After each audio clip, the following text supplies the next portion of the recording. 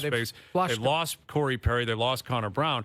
I think they maybe were trying to keep both guys, but we're just not comfortable with getting to that number. Yeah. And, I guess from their standpoint, like that's a team that's been to a Cup final 2 years in a row, and they're like, all right, you're out. We got to get better. We're going to change things out. And you could see them identifying, a couple things. I think they need, a lot like the Leafs, a top six forward. I think they identify we need somebody to play with Leon Draisaitl, like develop that chemistry. And I think their goaltending, when your manager comes out and says, we're looking at it, there's only two guys in that position. Yeah, exactly. You're looking at it, but if it's not there, I still believe it's going to be there, but it might be 20 games into the season. It might be by Christmas. They might change out their coaching staff. Glenn Gulutzon, and not Chris Knobloch, he's done a great job, but Glenn Gulutzon's now in Dallas. Paul Coffey, what does he want to do? All their contracts are up. I think their goaltending coach, they're looking at that. I think there's going to be change there, but it's not happening on July 1st, like everything. And they do have to be proactive. They signed this David Tomasek. He's a European player. He's been really good. He's 29. He's never played an NHL game. They want to give him a look. They've got this Noah Felt. They've got this Matt Savoy, who's 21, who's really good in the minors. We haven't brought up Easton Cowan's name once. Well, that's going to be an interesting element, right? Of this. Like, is Cowan a guy that is he ready to play? I wanted to ask Tree, but I wasn't. We just ran out of time. Yeah, it is a very important point. The conversation, I think, to bring up. Like, could he be someone that steps in? And I don't know if he's ready for the top six, but can he crack the lineup and then start from there? Push, yeah. Here's Mike Johnson, our TSN hockey analyst. Where do you stand on that idea that Cowan is either a guy they might flip to get that top six help or a guy that they might rely on to actually play and perform for them next year? I think if they had their preference, it would be that he plays and performs. Entry-level deal, younger body, all the reasons we know.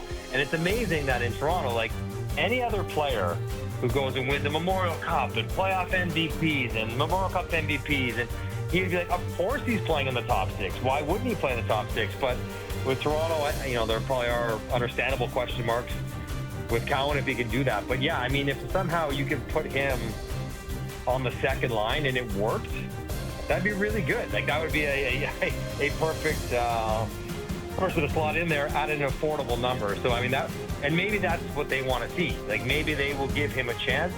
Although there is always, you run the risk, you let him try it. If it doesn't work, then can you trade him for quite as much? I'm not so sure. But, this is not the trade deadline. There's no finish line on what happens today. They can do this all summer, trying to change their team, add players, subtract players, whatever it is. But for Toronto, I think Brad Treliving knows where their holes are, what they need to replace, what they need to try to augment. And Cowan would have to factor into that. But, if you're Nick Robertson, now you've not had the junior career of Easton Cowan. I'm not saying he's the same player. But he might be saying, listen, I can score at the NHL level. Like, give me a look, too. Like, I think there's a few guys that might be wanting to angle for some of those good minutes. So, Johnny, we just talked about the luxury of time. Mm-hmm. The one thing that I haven't, really been able to identify is what team is willing to not blow it up, but willing to part with players that are good players. Like everybody seems to be like, hey, we can take another step here this year. And I understand. San Jose wants to get better. Chicago wants to get better. But they're not going to be playoff teams this year. So is there a team that you would identify that maybe Toronto would circle and say, give them 10 to 20 games and they'll be selling? Whether it's Pittsburgh or, maybe an organization that we're not focusing on that believes they're not a playoff team, but they're trying to at least sell to their ownership, to their fan base. We're going to give these players a run and see how it unfolds in the first 20 games of the season. Well, I think the obvious answer, Noodles, is the one you mentioned, Pittsburgh. Yeah. Like, they have Brian Rust and Ricard Raquel. Yeah. Both are legit top six wingers. Both can score 30 goals and playing with good players.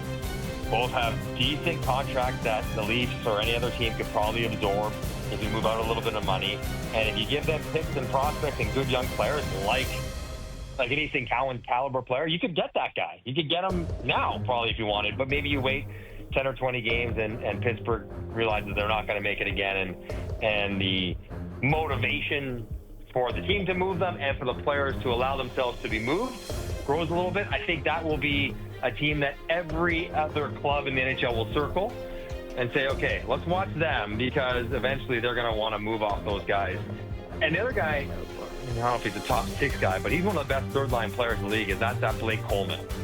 I think Blake Coleman in his last year in Calgary, I don't know if they're going to want to extend him well into his 30s. He can fetch a pretty price with how good he is and the contract he's on. So I wonder, Calgary maybe not waving the white flag at all, but just saying, we're going to move off some of our expiring guys, Rasmus Anderson, Blake Coleman, and bring in young, talented players. That might be a guy, as the year goes along, that you could look at and say he could help us. Maybe not on your first line, but he's a very good player. He could probably play with Tavares and Nylander on a second line and help them.